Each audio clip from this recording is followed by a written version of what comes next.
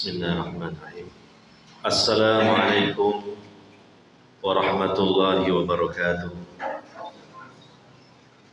Hamdan katsiran thayyiban mubarakan fi kama yuhibbu rabbuna wa yarda. Ashhadu an la ilaha illallah wahdahu la syarika lah wa ashhadu anna Muhammadan abduhu wa rasuluh sallallahu alaihi wa ala alihi wa ashabihi ajma'in wa man tabi'ahum bi ihsanin ila yaumiddin, amma ba'd.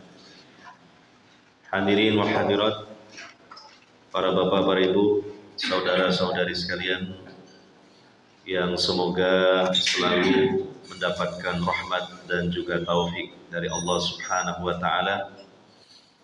Alhamdulillah, pada kesempatan malam hari ini kita bisa hadir di majelis yang insyaallah diberkahi oleh Allah Subhanahu wa taala ini, di majelis ilmu yang juga bertepatan. Majelis ini adalah berupa masjid dan ini adalah majelis ilmu yang paling utama. Dan juga kita hadir di majelis ilmu ini, semoga semua keutamaan, semua fadilah yang dijanjikan melalui ayat-ayat Al-Quran dan sunnah Nabi SAW untuk hamba-hamba Allah yang menuntut ilmu syar'i dan menghadiri majelis ilmu syar'i, semuanya dapat diraih dengan izin dan rahmat dari Allah Subhanahu wa taala. Hadirin wal hadirat yang dimuliakan oleh Allah Subhanahu wa taala, bersama-sama kembali kita mengkaji kitab Syarah Lum'atil I'tiqad. Masih membahas tentang mengimani, pasal mengimani terhadap apa saja yang dikabarkan oleh Nabi SAW. Di antaranya adalah poin yang ketiga, asyratus sa'ah, tanda-tanda besar menjelang terjadinya kiamat besar. Yang pertama, keluarnya Dajjal. Yang kedua, turunnya Nabi Isa. Yang ketiga, keluarnya Ya'juj dan Ma'juj. Dan ini mungkin insya Allah kita akan lanjutkan cerita, kisah tentang Ya'juj dan Ma'juj ini. Dan kisah ini ajaib. Kenapa? Karena ini nanti menjelang hari kiamat akan terjadi, tetapi ceritanya sudah disampaikan kepada kita oleh Nabi SAW. Ya'juj wa Ma'juj sudah muncul sejak dulu kala, dan jauh-jauh sebelum kelahiran Nabi Muhammad SAW juga sudah muncul, sudah ada. Hingga kemudian semasa dengan seorang raja dan penguasa yang soleh, yaitu Dzulqarnain, yang disebutkan di dalam Al-Quran, khususnya di surah Al-Kahfi, diminta oleh satu kaum untuk membangunkan benteng agar bisa membendung serangan dari kejahatan Ya'juj dan Ma'juj. Dan saya sedikit mungkin mengulas yang terakhir kali kita bahas pada pembahasan yang lalu. Disebutkan dalam kitab ini, keluarnya mereka yang merupakan salah satu dari asyratus sa'ah, tanda-tanda besar menjelang kiamat besar, itu belumlah terjadi. Keluarnya itu dari kungkungan benteng Ya'juj, benteng Dzulqarnain. Tetapi awal kemunculannya telah didapati pada masa Nabi SAW, seperti yang disebutkan di dalam hadis yang sahih riwayat Al-Bukhari dan Muslim bahwa Nabi Shallallahu Alaihi Wasallam bersabda, pada hari ini ya, benteng Ya'juj wa Ma'juj, benteng yang didirikan oleh Dzulkarnain dan pasukannya untuk membendung serangan Ya'juj dan Ma'juj, ya, mithla hadhihi wa halaqa bi asbihi al-ibhami wallati taliha. Seperti ini ya, Nabi mengisyaratkan dengan jari-jari tangannya, yaitu melingkarkan jari jempolnya dengan jari setelah jempol, yaitu jari telunjuk, sehingga membentuk lingkaran. Nah, jadi seperti ini. Nabi mengisyaratkan seperti ini. Ya, di masa Nabi sallallahu alaihi wasallam, Ya'juj wa Ma'juj telah berhasil melobangi benteng tersebut sebesar ini. Nah, bisa kita bayangkanlah, pada masa Nabi sallallahu alaihi wasallam itu sudah berhasil membobol sedikit dari benteng Dzulkarnain sebesar ini. Tentu mafhumnya ya, semakin lama lubang tersebut semakin membesar. Zaman Nabi dengan zaman kita ini sudah berjalan cukup panjang, 15 abad lebih. Ya, tentunya kemungkinannya ya semakin membesar lagi lubang itu.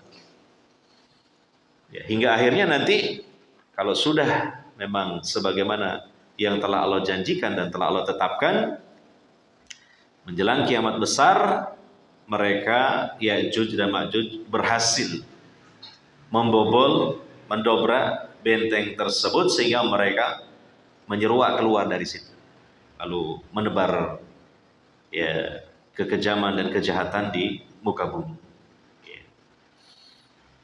Dan ini juga difirmankan oleh Allah Subhanahu wa taala di surah Al-Anbiya ayat 96 dan 97. Hatta idza futihat Ya'juj wa Ma'juj wa hum min kulli hadabi yansilun waqtarabal wa'dul haqq. Sehingga apabila telah dibuka Ya'juj dan Ma'juj, dibuka benteng tersebut dapat didobrak oleh Ya'juj dan Ma'juj, ya. Dan mereka meluncur dengan cepat dari tempat-tempat yang tinggi. Pergerakan mereka sangat cepat sekali, turun meluncur dari tempat-tempat yang tinggi itu, ya. Kemungkinan dari gunung-gunung yang dekat dengan benteng tersebut mereka meluncur, turun ke bawah. Waqtarabal wa'dul haq, dan sungguh telah datanglah janji yang benar itu. Nah, ini menariknya ya. Nanti itu menjelang kiamat mereka akan tersebar ke seluruh permukaan bumi dan menebarkan kejahatan, ya. Dan sebagian dari apa yang mereka lakukan itu dikabarkan oleh Nabi Sallallahu Alaihi Wasallam. Dan pasti pada waktunya nanti kejadian-kejadian itu pasti akan terjadi seperti yang telah dikabarkan oleh Nabi Sallallahu Alaihi Wasallam. Itu namanya nubuah. Ya, kejadiannya belum terjadi, tapi jauh-jauh hari Nabi sudah diberitahu oleh Allah. Dan Nabi pun juga memberitahukan kepada para sahabat hingga sampailah riwayatnya kepada kita.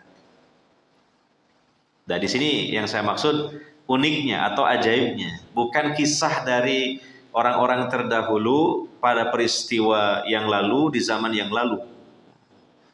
Tapi ini Nabi akan nanti menjelaskan ya, sedikit mengenai Ya'juj dan Ma'juj dalam hadis-hadis beliau, dan nantinya itu nanti akan persis terjadinya. Sehingga kita sisi lain semakin bertambah kemantapan iman kita kepada Allah Subhanahu wa taala, kepada Rasulullah Muhammad SAW. Beliau benar-benar seorang nabi dan rasul Allah. Karena apa? Beliau tahu perkara gaib. Artinya apa? Perkara yang belum terjadi beliau tahu karena diberitahu oleh Allah Subhanahu wa ta'ala. Berbicara tentang sebagian kejadian yang terjadi di masa depan. Memang perkara gaib itu tidak ada yang tahu kecuali Allah. Ya. Dan sebagian dari hamba-hamba dari para rasul yang Allah beritahu melalui wahyu. Ya. Alimul ghaibi fala yudhiru ala ghaibihi ahada illa man irtada mir rasul. Allah yang Maha mengetahui tentang perkara yang gaib. Di antara perkara yang gaib itu apa? Kejadian-kejadian di masa depan. Ya. Tidak ada yang tahu kecuali Allah. Dan tidaklah Allah memberitahukan kepada seorang pun dari hamba-hambanya kecuali kepada hambanya yang Allah ridhoi dari kalangan para rasul. Ya, di antaranya tentunya ya Rasulullah Muhammad SAW yang tentu beritanya merupakan bagian dari ajaran agama kita, ya. Dari ayat-ayat Al-Quran maupun juga dalam hadis-hadis beliau Sallallahu Alaihi Wasallam. Kemudian penjelasan terakhir di kitab Syarah Lumatil I'tiqad mengenai kisah Ya'juj wa Ma'juj yang nanti akan terjadi. Ya, Nabi Sallallahu Alaihi Wasallam bersabda di dalam hadis yang diriwayatkan oleh Imam Muslim. Kata beliau sallallahu alaihi wasallam, "Innaha lan taquma as-sa'atu hatta tarau qablaha asyra ayat." Sesungguhnya tidaklah terjadi kiamat besar sehingga kalian menyaksikan sebelumnya. Kalian di sini ya tentu bukan para sahabat, ya. Tetapi maksudnya apa? Manusia-manusia dari umat Nabi sallallahu alaihi wasallam yang nanti hidup di akhir zaman. Ya, yang sudah mendekati kiamat besar. Mereka akan menyaksikan sebelum terjadi kiamat besar 10 dari tanda-tanda kebesaran Allah Subhanahu wa taala, yang itu merupakan tanda-tanda besar menjelang terjadinya kiamat besar. Fadzakara, kemudian Nabi sallallahu alaihi wasallam menyebutkannya, yaitu ad-dukhana, munculnya kabut, yang itu juga merupakan satu adab dari Allah Subhanahu wa taala yang menyelimuti manusia. Wad dajjal, dan dajjal sudah kita bahas secara ringkas ya pada pembahasan yang lalu. Wad dabbata, dan binatang melata, maksudnya binatang melata yang berbicara kepada manusia. Nanti akan dibahas setelah kita membahas Ya'juj dan Ma'juj. Jadi dukhon, dajjal, dabbah sudah 3. Wa tulu asy-syamsi min maghribiha, dan terbitnya matahari dari arah barat. Ya, 1 2 3 4 berarti. Wa nuzul Isa bin Maryam, turunnya Isa bin Maryam. Itu yang kelima. Wa Ya'juj wa Ma'juj, dan Ya'juj dan Ma'juj. Ini yang sedang kita bahas. Yang keberapa itu? Yang keenam.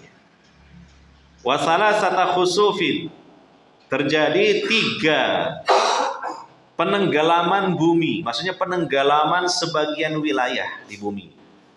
Ditenggelamkan, diamblaskan oleh Allah. Ya.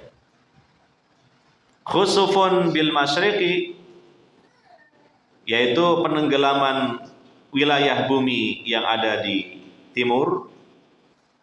Wa khusufun bil maghribi, kemudian penenggelaman wilayah bumi di sebelah barat.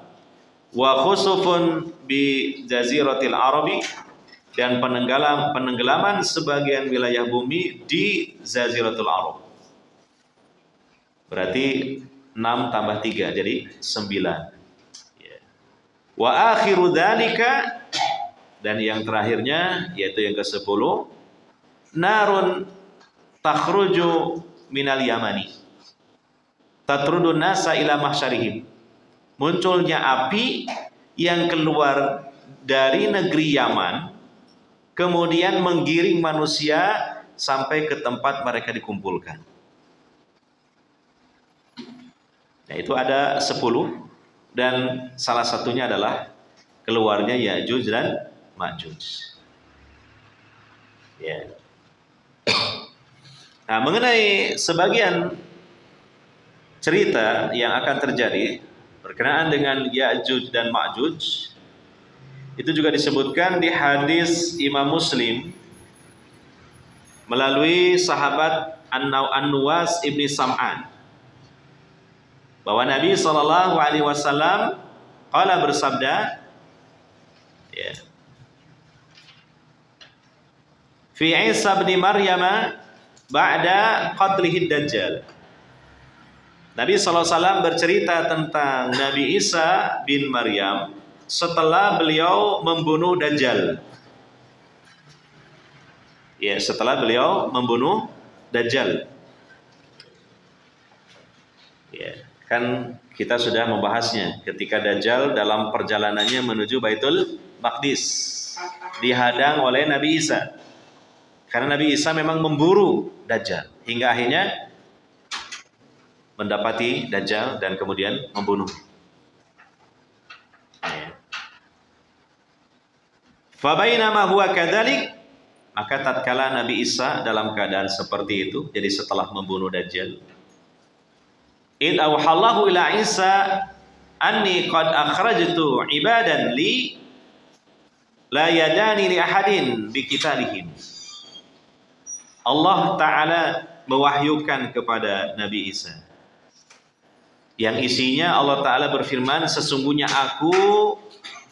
aku telah mengeluarkan hamba-hambaku yang tidak ada seorang pun yang bisa mengalahkan mereka. Tidak ada seorang pun yang memiliki kekuatan untuk memerangi mereka. Ini menunjukkan Ya'juj dan Ma'juj itu adalah dua kelompok manusia yang sangat kuat, yang tidak bisa dikalahkan oleh manusia yang lain. Kemudian Allah berfirman kepada Nabi Isa, faharriz ibadi ila tur, selamatkanlah hamba-hambaku menuju ke sebuah bukit. Bawa ya orang-orang mukmin yang tersisa. Kan manusia itu kan dibantai oleh Ya'juj dan Ma'juj. Kemudian ada tersisa ya, orang-orang mukmin, dan itu bersama Nabi Isa. Di bawah kepemimpinan Nabi Isa. Allah memerintahkan kepada Nabi Isa untuk membawa orang-orang mukmin menuju ke sebuah gunung atau sebuah bukit. Ya. Wa yab'atsullahu Ya'juj wa Ma'juj. Dan Allah kemudian mengeluarkan Ya'juj dan Ma'juj, ya, keluar dari benteng yang telah dibangun oleh Dzulqarnain. Wa hum min kulli hadabin yansilun. Dan mereka itu dari setiap tempat-tempat yang tinggi mereka meluncur dengan cepatnya. Fayamurru awailuhum ala bukhairati Tabariyah. Ya, satu rombongan, jadi mereka itu berombongan gitu ya, berkelompok-kelompok. Kelompok pertama gerombolan gitu. Gerombolan pertama. Nah, lebih tepat begitu kalimat. Itu mereka melewati Danau Tabariyah. Ya. Saya belum meneliti di mana itu keberadaannya. Ada sebagian yang mengatakan itu berada di daerah Khurasan ya. Danau Tabariyah. Fayashrabuna ma fiha. Kemudian mereka meminum air dari Danau Tabariyah itu. Bayangkan kekuatan mereka, keganasan mereka. Air yang ada dalam danau itu diminum oleh mereka dan sampai habis kering. Ya. Wa yamurru akhiruhum, lalu lewatlah gerombolan yang terakhir dari mereka dan melewati Danau Tabariyah. Lantas mereka mengatakan, laqad kana bihadhihi marratan ma'un. Ini dulunya di danau ini ada airnya. Artinya sekarang kok apa? Asat itu apa bahasa Indonesianya? Kering lah gitu. Iya. Itu menunjukkan bagaimana mereka itu kuat dan ganasnya gitu. Iya, seperti apa ya, kita juga sulit membayangkannya itu ya. Memang begitulah Allah mentakdirkan pada mereka.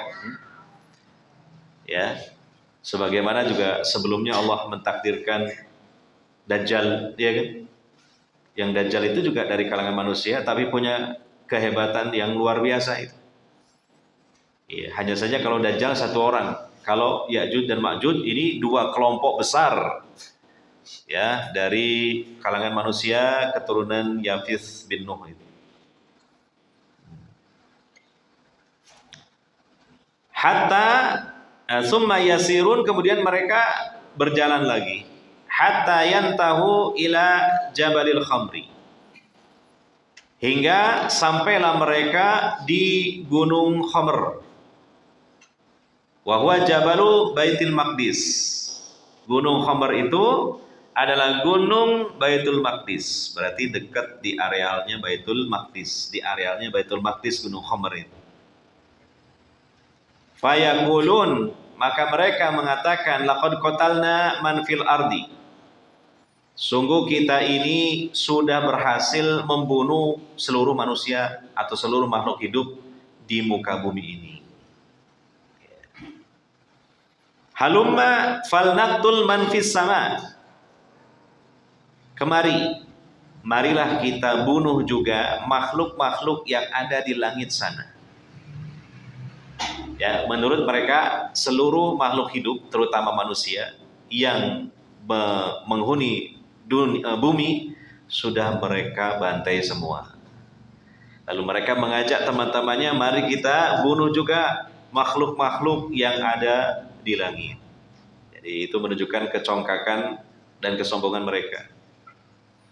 Ya, wallahu alam apa yang mereka sangka makhluk yang di langit itu. Kalau orang beragama dari agama-agama yang diturunkan kitab suci dari Allah Ta'ala kepada mereka, makhluk yang di langit kan para malaikat kayak gitu. Para malaikat. Kalau memang seperti itu, berarti mereka dengan sombongnya juga ingin membunuh para malaikat yang ada di langit kayak gitu. Bisa juga seperti itu, dan mungkin itu dikarenakan kebodohan mereka. Kebodohan mereka, artinya bodoh mereka bahwa malaikat bisa dibunuh. Padahal kan sebagian malaikat ada yang Allah tugaskan untuk mencabut nyawa makhluk-makhluk hidup ciptaan Allah. Ya, seperti malakul maut. Bagaimana malakul maut mau dibunuh? Dia sendiri biasa mencabut nyawa makhluk hidup yang Allah ciptakan. Ya, ada juga malaikat yang Allah tugaskan menghancur leburkan alam semesta seisinya, yaitu malaikat Israfil. Tapi mungkin karena kebodohan mereka menganggap bahwa malaikat itu seperti makhluk yang ada di bumi yang bisa dibunuh dan lemah gitu. Maka mereka akhirnya apa? Fayarmuna binisabihim ila sama. Mereka melontarkan anak-anak panah mereka ke langit. Wallahu alam, mungkin gambarannya nanti ya menjelang kiamat besar ya. Peralatan-peralatan sekarang yang kita miliki yang canggih-canggih ini mungkin sudah punah mungkin. Karena persenjataan Ya'juj dan Ma'juj ini sederhana kan, berupa apa? Anak-anak panah gitu. Bukan rudal, bukan juga ya bom-bom gitu, nuklir ya gitu ya. Anak-anak panah ini gitu. Tapi mereka tidak bisa dikalahkan oleh siapapun. Jadi bisa jadi nanti akan kembali lagi ya keadaan manusia itu dalam hal peralatan-peralatan yang mereka miliki kembali seperti semula dahulu kala. Ya, wallahu alam, mungkin karena energi bumi ini sudah habis atau mungkin logam-logamnya sudah habis ya kan.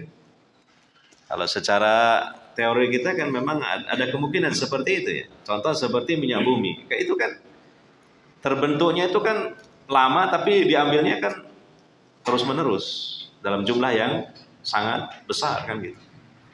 Sehingga mungkin saja satu saat ya sampai pada titik di mana itu semua apa? Habis kan gitu. Logam-logam dan sebagainya sehingga tidak bisa membuat lagi alat-alat yang besar gitu.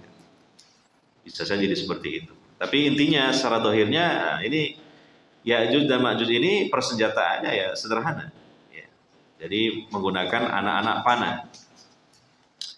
Fayaruddullahu alaihim nisabahum makhdubatan daman. Kemudian Allah mengembalikan kepada mereka anak-anak panah yang telah mereka lontarkan ke langit itu turun lagi ke bumi dalam keadaan berlumuran darah. Jadi ini semacam tipuan bagi mereka. Sehingga mereka menyangka, kita pun sudah berhasil juga membunuh makhluk-makhluk yang ada di langit. Buktinya kita lemparkan anak panah, kembali lagi sudah berlumuran darah kan gitu. Ini menunjukkan kebodohan mereka juga kan. Padahal menurut logika kita, kalau memang kena sasaran, kenapa turun lagi? Harusnya menancap kan gitu. Ya kan itu. Ini dikembalikan dalam keadaan berlumuran darah. Mungkin mereka terkecoh karena melihat lumuran darahnya itu. Sehingga mereka merasa sudah berhasil juga membunuh makhluk-makhluk yang ada di langit. Kemudian wa yuhsaru nabiyullahi wa ashabuhu. Dikepunglah Nabi Allah, yaitu Nabi Isa, dan para pengikutnya dari kalangan orang-orang mukmin.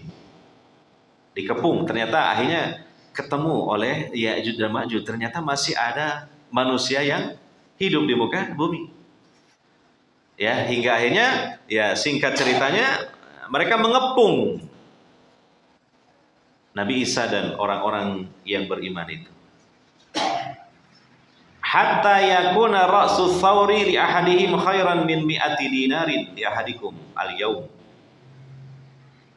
Sampai kepala seekor sapi untuk salah seorang dari mereka lebih baik daripada 100 dinar untuk salah seorang di antara kalian pada hari ini.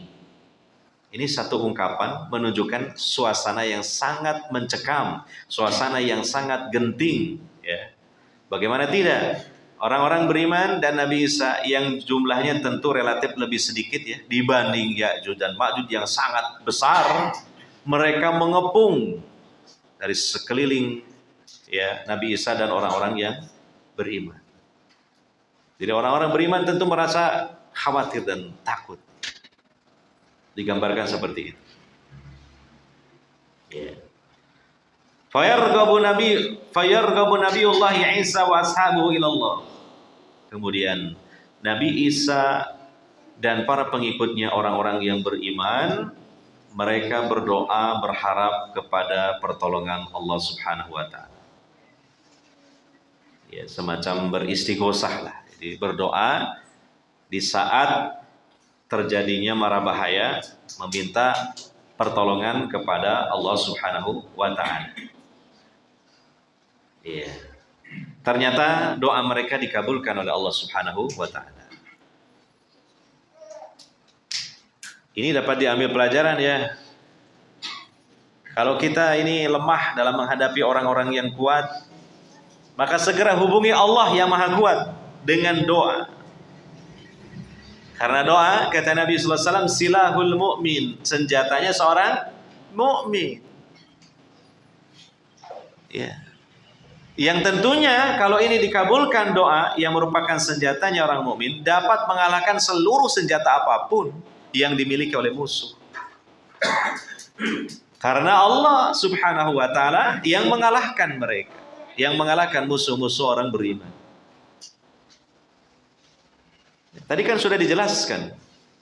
Allah berfirman kepada Nabi Isa, muncul keluar kaum yang tidak akan bisa dikalahkan oleh siapapun juga.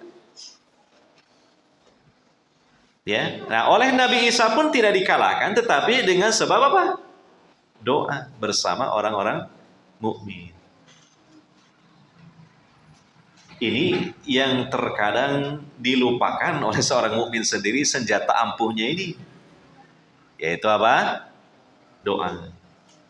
Jadi kita ini orang mukmin punya senjata yang tidak akan terkalahkan oleh senjata apapun, yaitu apa? Doa. Ya. Bisa digunakan untuk melawan binatang buas, bisa digunakan untuk melawan manusia yang kuat sekalipun, bisa digunakan untuk melawan jin-jin yang sakti dan kuat sekalipun. Tidak mungkin jin yang kuat itu bisa dikalahkan dengan fisik kita. Oh, nggak mungkin. Ya, karena mereka bangsa jin ini sebagiannya kuat, besar dan kuat. Sebagai contoh dalam Al-Quran, Ifrit saja pernah menawarkan jasa kepada Nabi Sulaiman untuk memindahkan singgasana Ratu Bilqis dari Yaman ke Palestina dalam waktu yang singkat. Ya. Waktunya itu Nabi Sulaiman berbicara, ya sebelum duduk sudah bisa dihadirkan apa? Singgasananya Ratu Bilqis. Nah, itu contoh kekuatan jin Ifrit itu. Bagaimana manusia bisa mengalahkan jin? Kira-kira. Ya sulit lah. Apalagi bangsa jin itu bangsa halus. Mereka melihat manusia, manusia tidak melihat mereka. Ya. Dalam Al-Quran di surah Al-A'raf disebutkan seperti itu. Innahu yarakum huwa wa qabiluhu min haitsu la tarawnahum. Iblis dan bala tentaranya itu melihat kalian dari satu tempat yang kalian tidak bisa melihat mereka. Kata para ulama, musuh yang sulit dikalahkan, musuh yang kuat, itu ketika mereka melihat kita, kita tidak bisa melihat mereka. Itu sudah. Ya kan? Nah, maka jangan lupa, lah kita punya apa? Senjata ampuh. Dari Rasulullah SAW, wahyu dari Allah Subhanahu wa Ta'ala, itu apa? Doa. Ad-doa silahul mu'min. Nah, tetapi supaya dikabulkan doa itu, ya doanya harus ikhlas, doanya harus yakin, doanya tata caranya sesuai dengan apa yang dituntunkan oleh Nabi Shallallahu Alaihi Wasallam. Dan hindari sebab-sebab yang menjadikan tidak terkabulnya doa, yaitu memakan makanan, minum minuman yang haram, memakai pakaian yang haram. Itu kan menjadi sebab apa? Doa terhalang. Dan juga apa? Kalau kita ingin diijabah doa kita, ijabahi perintah Allah, ijabahi seruan Allah, sebagaimana yang Allah firmankan di dalam Al-Quran. Wa idza sa'alaka ibadi anni fa inni qarib ujibu da'watad da'i idza da'an falyastajibu li wal yu'minu bi la'allahum yarshudun. Kalau itu sudah dipenuhi, ya insya Allah betul-betul doa itu merupakan senjata, bahkan senjata yang ampuh yang dimiliki oleh seorang mukmin. Perhatikan di sini, Nabi Isa dengan orang-orang yang beriman jumlahnya sedikit, terkepung oleh dua kelompok yang sangat kuat yang tidak bisa dikalahkan, yaitu Ya'juj dan Ma'juj. Akhirnya apa? Nabi Isa dan orang-orang beriman mengeluarkan senjata ampuhnya, yaitu berdoa kepada Allah Subhanahu wa Ta'ala. Dan Allah kabulkan. Kemudian apa? Di sini sebagai bentuk Allah melecehkan, ya, atau merendahkan kaum-kaum yang sombong ini, yang lalim ini, yang bengis dan jahat ini, dengan dikirim berupa sesuatu yang kelihatannya itu remeh. Ya, fayursilullahu alaihimun naghaf fi riqabihim. Maka Allah mengirim kepada mereka ulat-ulat. Ulat itu kan binatang kan kecil. Ulat itu kan binatang kecil. Dan umumnya ulat itu kan lunak ya. Ada ulat ya, ulat berjalan di atas tanah. Kemudian kita injak, kan langsung moncrot, penyet. Kalau kita injak. Secara umumnya kan seperti itu namanya ulat. Sama dengan dalam peristiwa Abraha dengan pasukannya yang begitu besar dan juga di depannya itu ada seekor gajah. Ya, dikalahkannya oleh burung-burung. Burung-burung kecil, burung ababil yang sangat banyak jumlahnya. Lalu dilempar juga bukan dengan lemparan dengan batu-batu besar, batu-batu sebesar kacang adas, kacang tanah. Tapi diambil dari mana? Dari neraka. Nah ini juga begitu. Allah kirim, bukanlah kemudian dikirim makhluk yang besar-besar, tidak, makhluk yang kecil-kecil. Berupa ulat-ulat. Ya, fi riqabihim, yang kemudian menempel dan masuk ke leher-leher mereka. Fayusbihuna farsa, langsung seketika dengan sebab mereka digerogoti ulat itu serempak mati. Kamauti nafsin wahidah, seperti matinya satu nyawa. Artinya apa? Menunjukkan serempaknya mereka mati. Seperti matinya satu makhluk hidup. Saking apanya? Bersamaan matinya itu. Serempak. Iya. Nah. Tsumma yahbitu Nabiullah Isa wa ashabu ilal ard. Kemudian Nabi Isa dan orang-orang yang beriman karena sudah mengetahui Ya'juj dan Ma'juj itu bertumbangan semuanya tewas. Turunlah Nabi Isa bersama orang-orang mukmin dari gunung tersebut. Ya, turun ke bawah.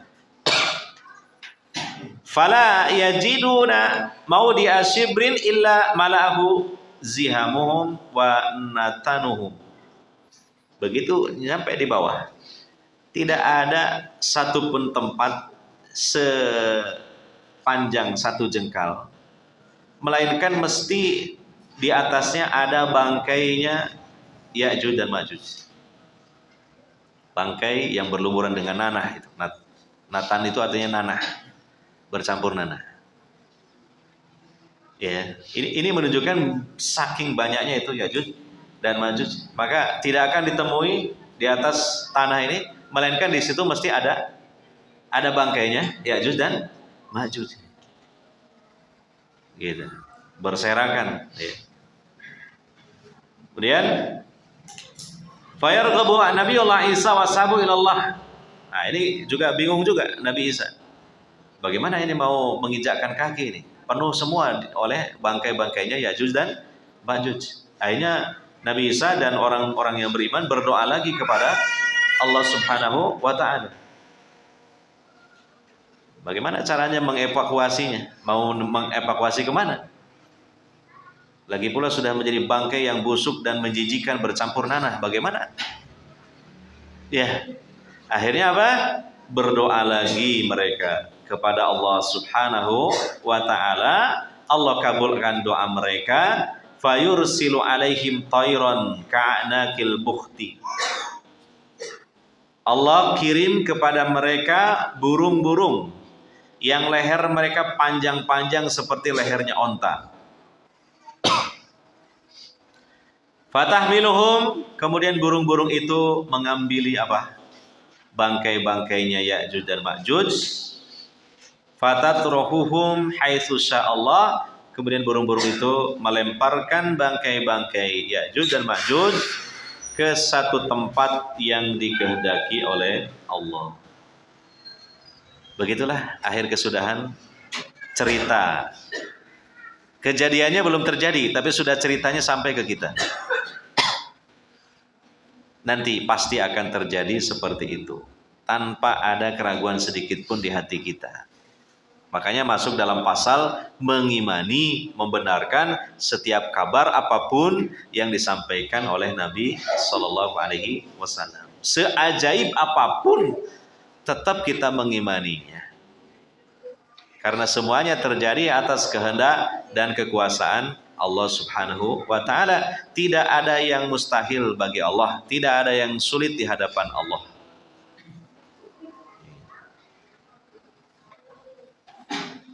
Nah, itu di kitab ini juga sudah selesai pembahasan tentang apa?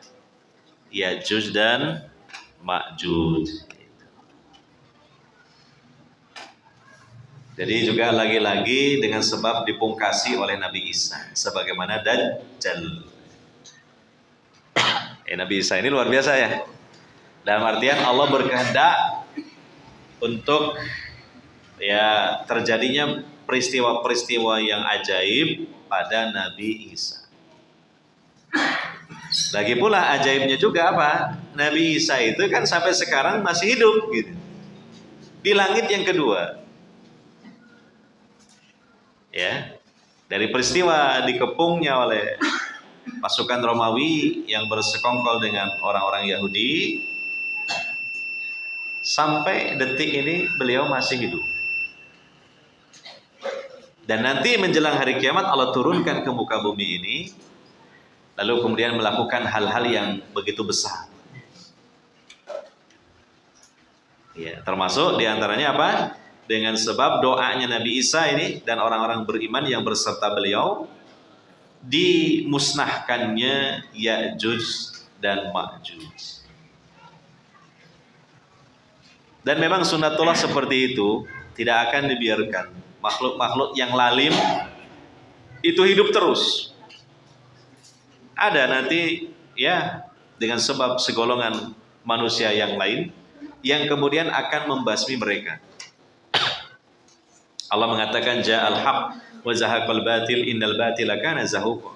Datanglah kebenaran dan kebenaran itu ya akan apa? Menyirnakan yang batil dan yang batil pasti akan sirna. Coba lihat dalam sejarah seperti ini. Dari dulu sampai sekarang. Nah, bagaimana kejahatan yang dilakukan oleh kaum Mongol atau Tartar yang sekian lama dan telah melakukan satu kejahatan kemanusiaan yang luar biasa, akhirnya ya, juga Allah dengan takdirnya memunculkan orang-orang yang bisa melawan dan mengalahkan Mongol. Ya, Saifuddin Qutuz diawali dengan itu dan seterusnya yang lain. Ya. Dajjal, wah, saktinya luar biasa. Sampai sebagian manusia juga terpengaruh menganggap dia sebagai Tuhan. Toh juga akhirnya apa?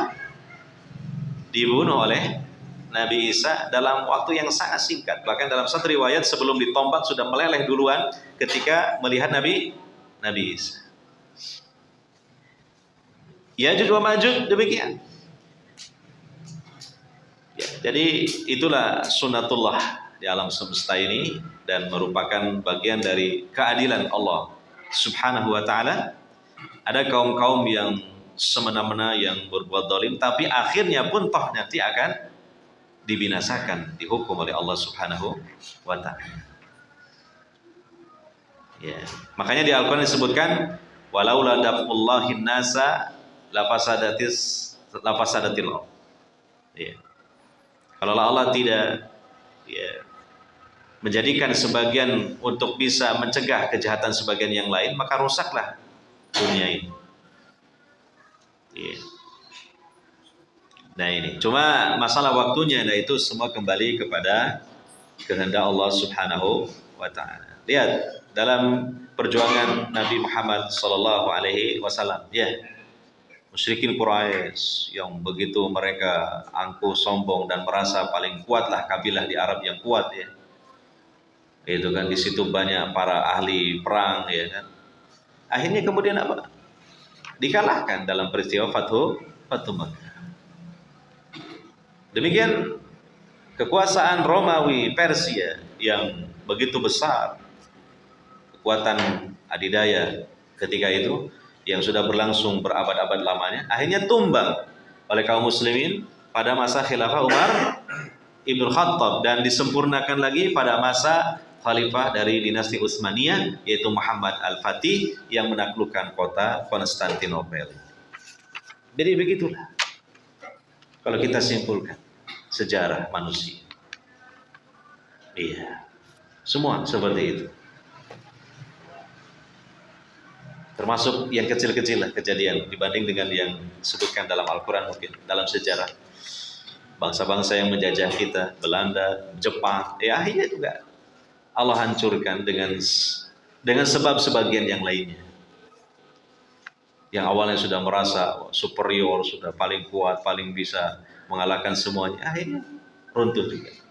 Begitulah.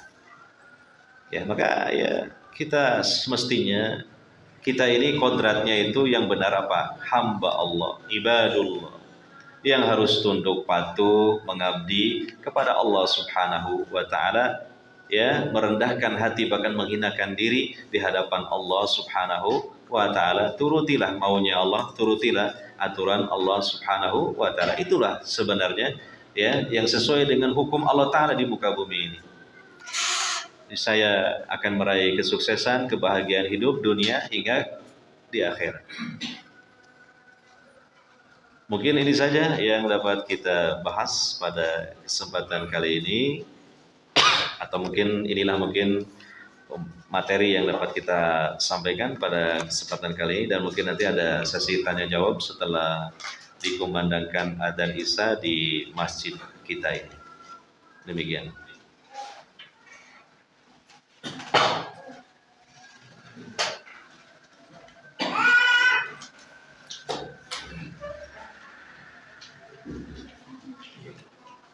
Allahu Akbar, Allahu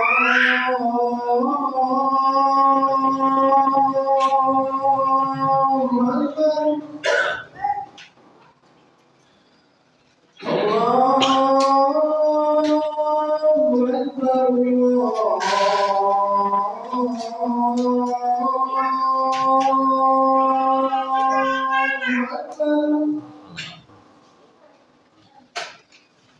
أشهد أن لا إله إلا الله.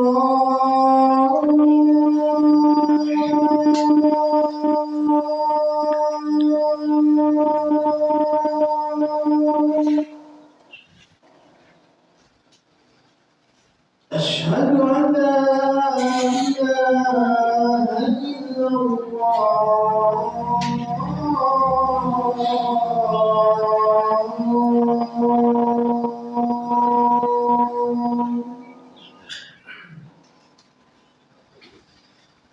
أشهد أن محمدا رسول الله.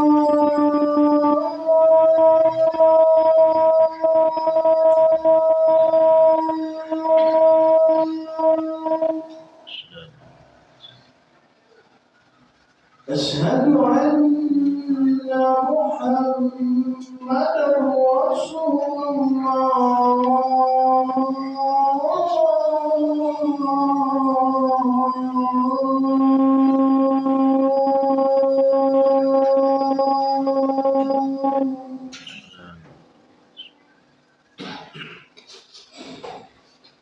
حي على حي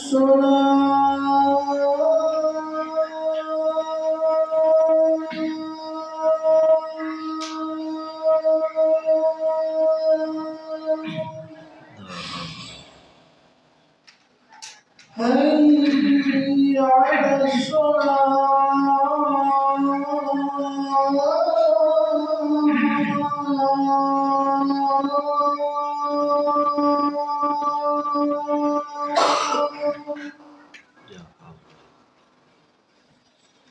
حي على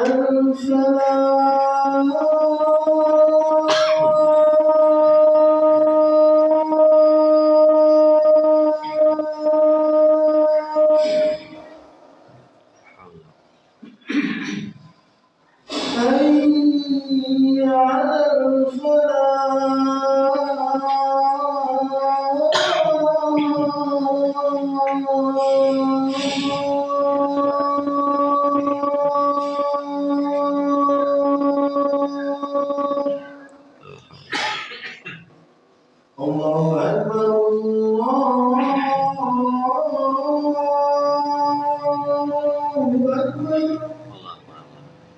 لا إله إلا الله.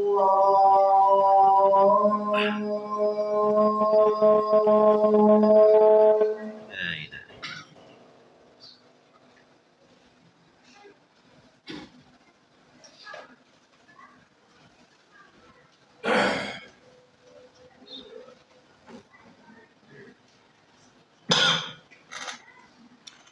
Alhamdulillahirabbil alamin, wassalatu wassalamu ala nabiyyina Muhammadin wa ala alihi wa sahbihi ajma'in. Tidak ada pertanyaan. Ada.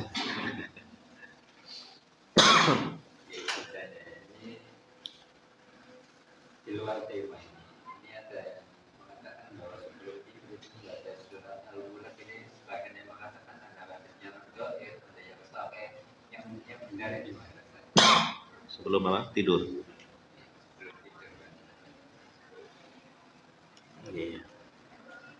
Dalam hal ini saya bertaklid lah kepada Syekh Al-Albani ya. Hadis itu bisa diterima, diamalkan. Kita bertaklid kepada ahlinya, ahli di bidang hadis. Setidaknya hadis itu hasan. Tentang disunahkannya membaca surah Al-Mulk ya, sebelum tidur, dan di antara keutamaannya menjadi sebab dihindarkan dari siksa di alam kubur. Ya, itu yang saya ilmui ya, bisa diamalkan. Baca surah Al-Mulk sebelum apa? Tidur ya, di malam hari itu. Iya, wallahu a'lam bishawab.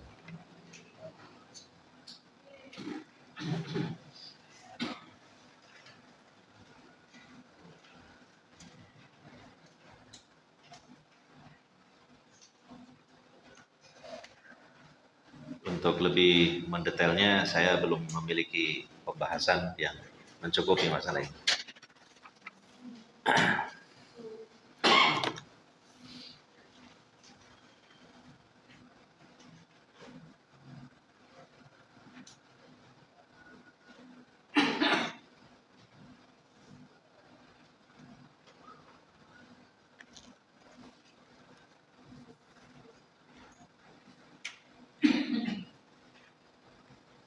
Ya, kalau tidak ada yang lain ya kita akhiri sampai di sini. Subhanakallahumma wa bihamdika asyhadu an la ilaha illa anta astaghfiruka wa atubu ilaik.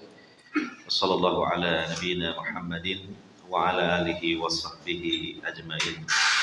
Wassalamualaikum warahmatullahi wabarakatuh.